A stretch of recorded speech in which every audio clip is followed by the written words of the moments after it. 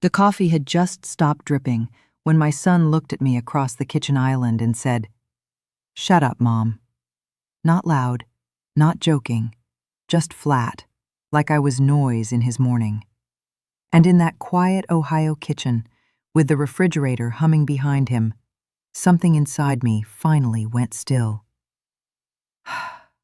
If you've ever swallowed words just to keep the peace in your own family, stay with me. Sometimes the moment you finally go quiet is the moment everything begins to change.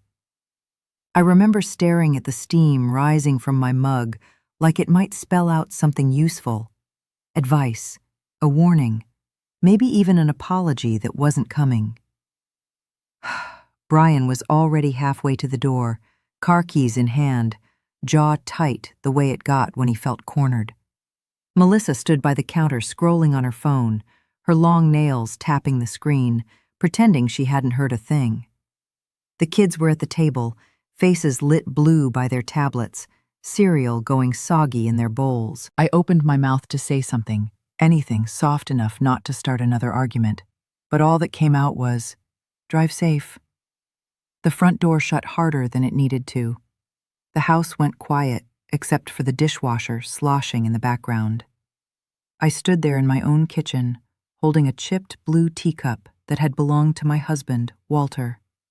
He gave it to me on our 30th anniversary, back when we still had a little extra money, and he'd surprised me with a matching set from that pottery shop in Yellow Springs.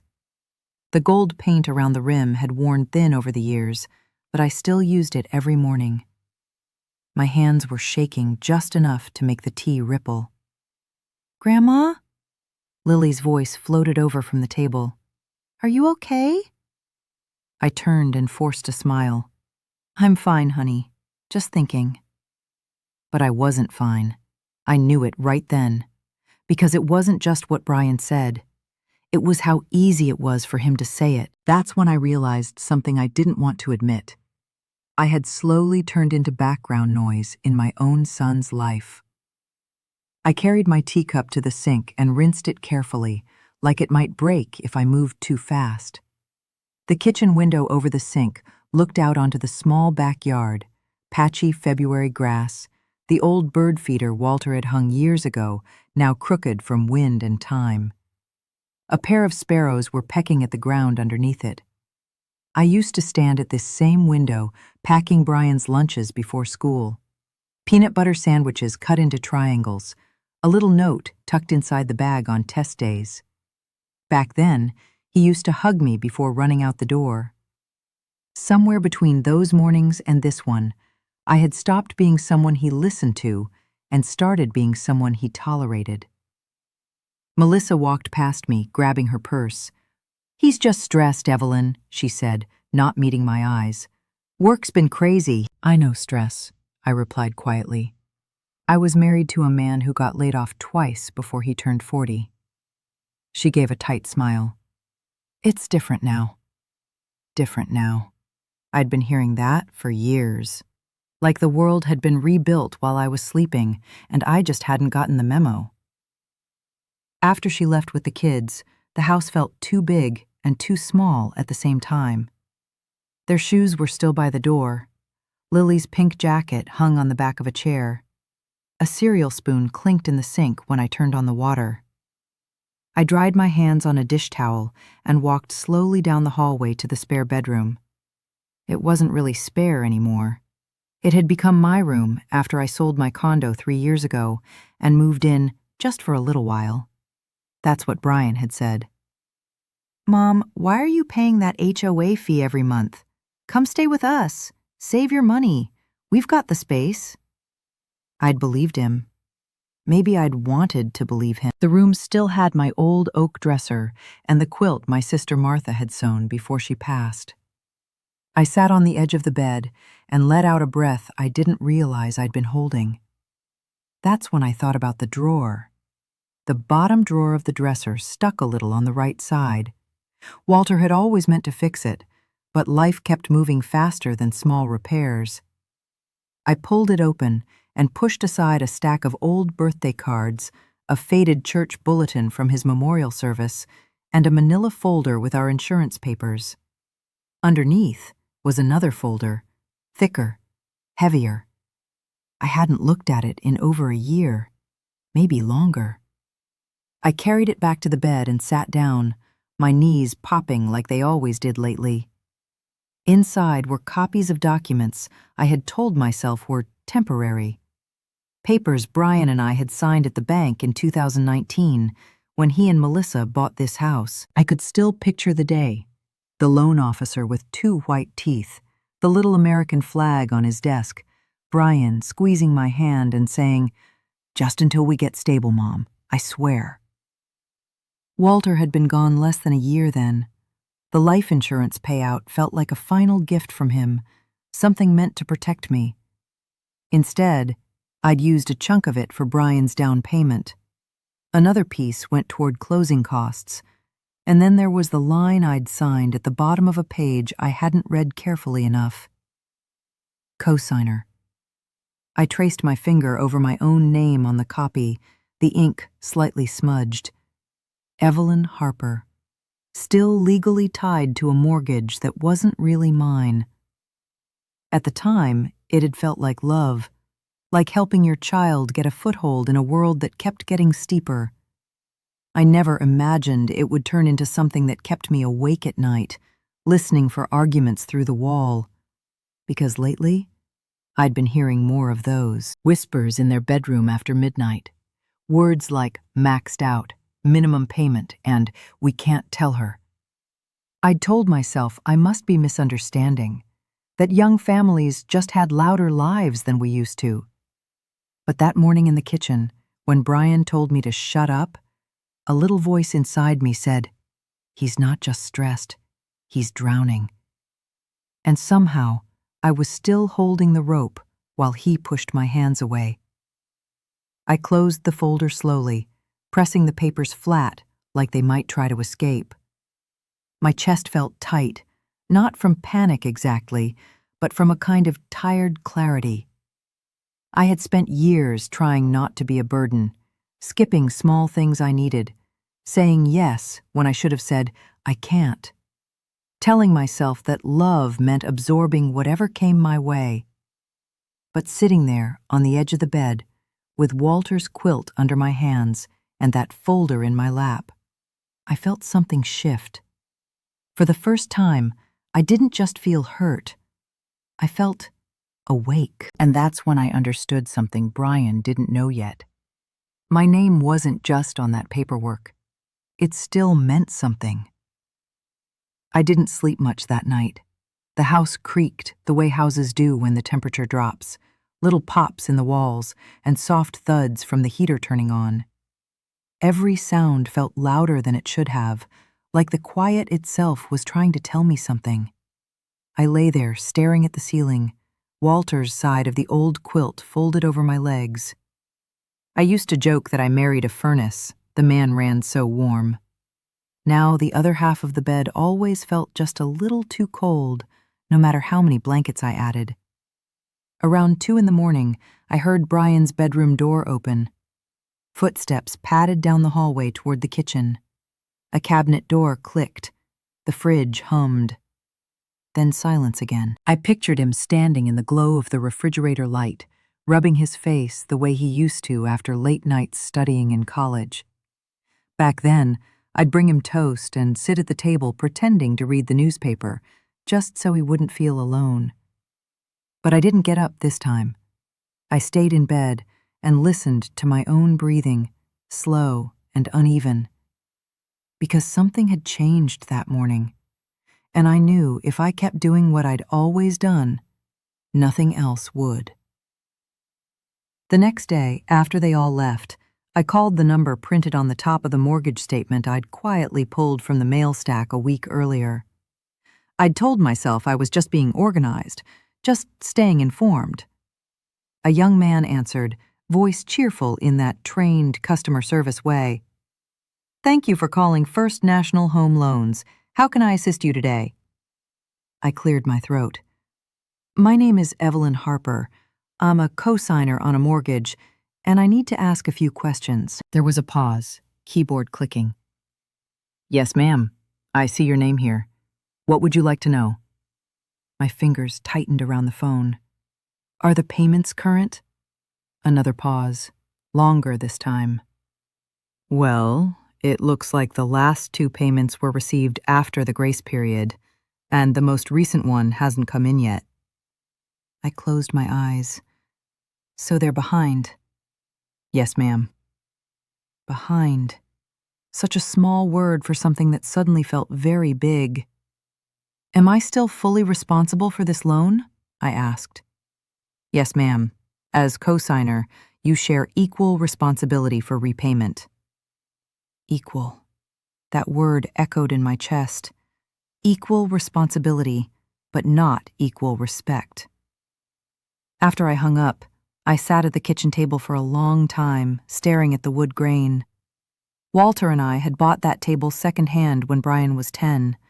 It still had a faint scratch where he'd carved his initials with a paperclip during a math lesson he didn't want to do. I traced the mark with my fingertip and thought about all the ways love can quietly turn into liability. That afternoon, I drove to St. Mark's Church for the weekly seniors' coffee hour. I almost didn't go. I didn't feel like making small talk about knee replacements and grandkids' soccer games. But staying home with my thoughts felt heavier. Mrs. Delgado spotted me the moment I walked in. She had silver hair cut neat at her jaw and always wore bright scarves, even in winter. "There you are, Miss Evelyn," she said, pulling me into a hug that smelled like lavender. "I saved you a seat." We sat with paper cups of weak coffee and a plate of store-bought cookies between us. I must have looked worse than I realized because she tilted her head and said, "All right, what's going on?" I tried to brush it off at first. "Oh, you know, family things." She didn't smile. Family things are the heaviest things. So I told her. Not everything. Not the late-night whispers or the way Brian's voice had sounded that morning, but enough. The mortgage, the missed payments, the feeling of being less. She listened without interrupting, just nodding slowly. When I finished, she said, "Evelyn, honey, helping your child is love, but setting yourself on fire to keep them warm? That's not love. That's fear." I let out a shaky laugh. "I don't feel brave enough to be setting any fires." "You don't have to," she said gently. "You just have to stop standing in the flames." Her words stayed with me all the way home. If you've ever helped someone so much that you started to disappear a little, I'd love to know. Sometimes just saying it out loud reminds us we're not alone. His office was in a low brick building near downtown Columbus, between a bakery and a tax service place. The waiting room smelled faintly of lemon cleaner. Diplomas hung in neat rows on the wall. When he called my name, I walked in clutching that folder like it was a life jacket.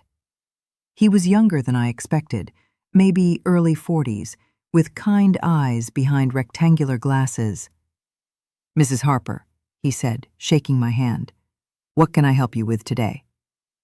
I told him the story, my voice steadier than I felt.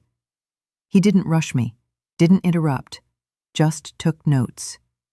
When I finished, he leaned back in his chair.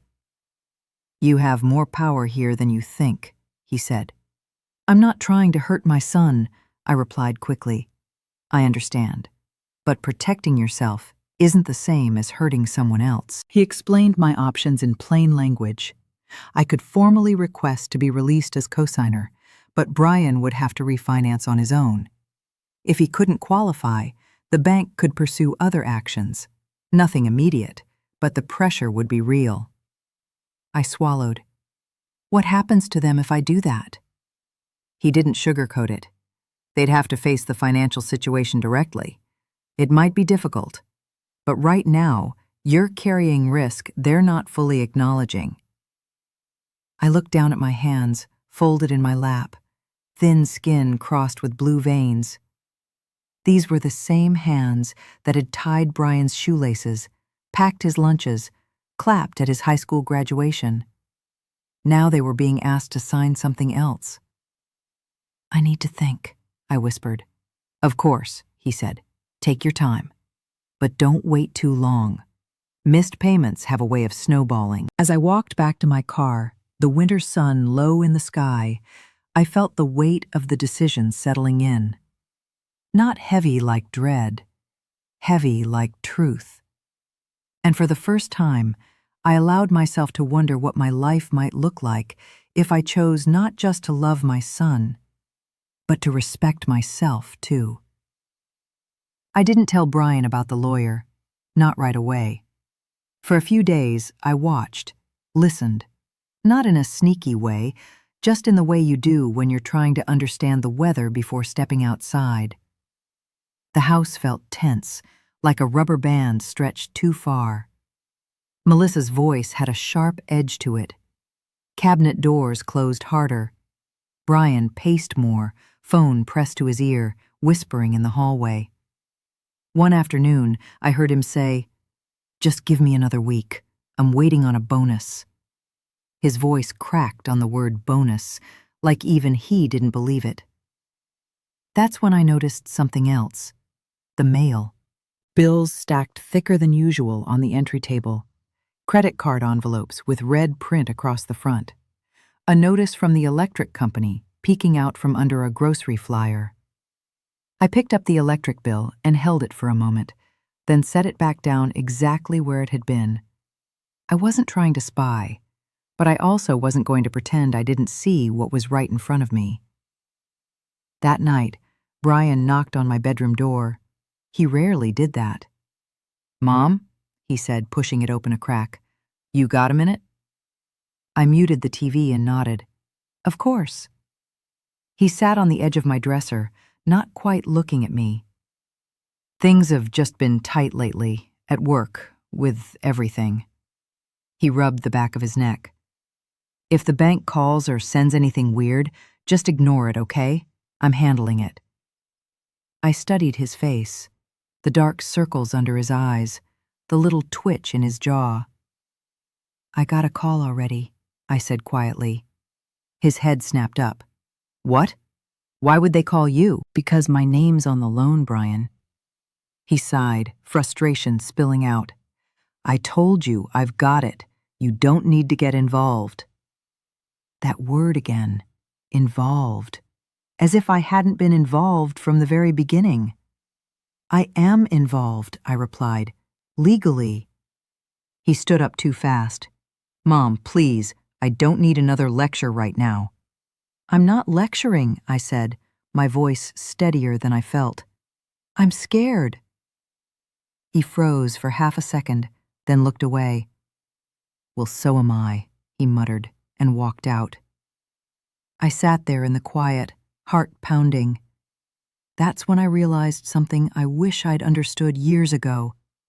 Brian wasn't just overwhelmed. He was in denial. And my silence had been helping him stay there.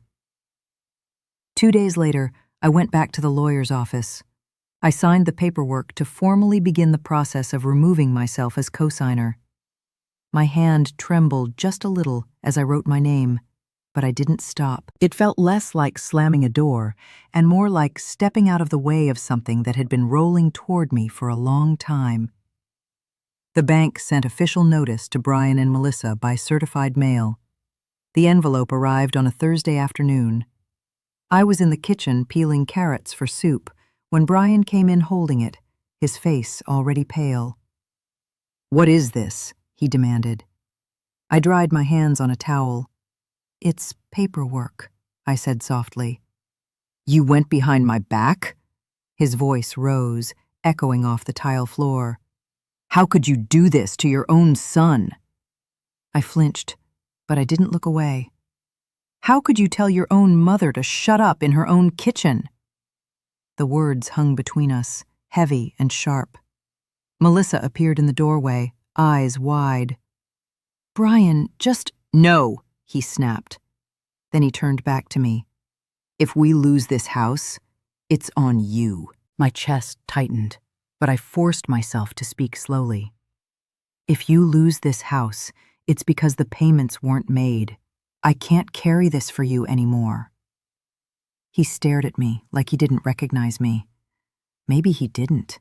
I barely recognized myself.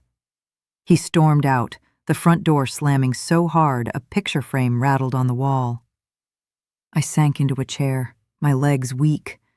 For a moment, I wondered if I'd just shattered everything beyond repair. But under the fear, there was something else. Relief. That night, my phone buzzed on the bedside table. I glanced at the screen. Brian. I let it ring. A minute later, it buzzed again. And again. By morning, there were 17 missed calls and 3 voicemails I wasn't ready to hear. I sat on the edge of the bed, Walter's quilt around my shoulders, staring at the phone in my hand. And I knew this was only the beginning. By the 3rd day, the missed calls had turned into messages, some angry, some desperate, some just long stretches of breathing where Brian didn't seem to know what to say. I listened to them one by one at the kitchen table, my blue teacup warm between my palms. "Mom, please pick up." "Why are you doing this?" "I'm trying, okay?" Each message tugged at a different part of me, the mother, the protector, the tired woman who just wanted peace. Mrs. Delgado came by that afternoon with a container of chicken soup and a look that said she already knew everything. She set the soup on the stove and squeezed my shoulder. "You didn't stop loving him," she said gently. "You just stopped losing yourself." That evening, my phone rang again, but this time it wasn't Brian. It was Lily. Her small voice came through in a whisper. "Grandma, Dad's really upset. He's not sleeping. Mom's crying a lot." My heart twisted. "Oh, sweetheart. I just wanted to make sure you're okay," she said. "I miss when we had movie nights." After we hung up, I cried for the first time since the kitchen that morning. Not because I regretted my decision, but because boundaries still hurt, even when they're right. A week later, Brian asked to meet. Not at the house, at a small cafe downtown near the courthouse, neutral ground. He looked older when he walked in, shoulders slumped, eyes tired, pride worn thin. "I'm sorry," he said before even sitting down. The words came out rough, like they'd been stuck for days. "I've been drowning. I didn't want you to see it." Melissa joined us halfway through the conversation. Quiet, no makeup. She admitted they had maxed out credit cards I never knew about. Shopping to feel normal. Vacations they couldn't afford. Denial layered on denial. It wasn't just bad luck. It was fear dressed up as pretending. "I can't fix everything," I told them calmly, "but I'm willing to help with a plan, one that protects all of us." For the first time, Brian nodded instead of arguing. 2 weeks later, we sat in the lawyer's office together. Papers spread across the desk. A structured agreement, clear timelines, financial counseling required, refinancing attempts documented. No secrets this time. I held my blue teacup that morning before leaving the house, steady hands, steady heart. Brian signed first, then Melissa, then me. Not as someone rescuing them, as someone standing beside them, without disappearing. The months that followed weren't easy, but they were honest. Brian picked up extra contract work. Melissa started budgeting classes at the community center. They sold 1 car, cut subscriptions, faced the numbers instead of hiding from them. And something else changed. Brian started asking for my opinion again. Not because he had to, but because he wanted to. Respect came back slowly, like spring after a long winter. One evening, Lily hugged me after dinner and said, "I like when you and Dad talk nice now." So did I. I didn't cancel my son. I canceled the version of motherhood where love meant silence, sacrifice meant invisibility, and fear made all the decisions. Love stayed. But this time, so did I. If this story meant something to you, I'd be honored if you shared it with someone who needs to hear it. Gentle reminders about respect and boundaries can change families in ways we never expect. Don't forget to like, subscribe, and tell me in the comments, have you ever had to choose between keeping the peace and keeping your dignity?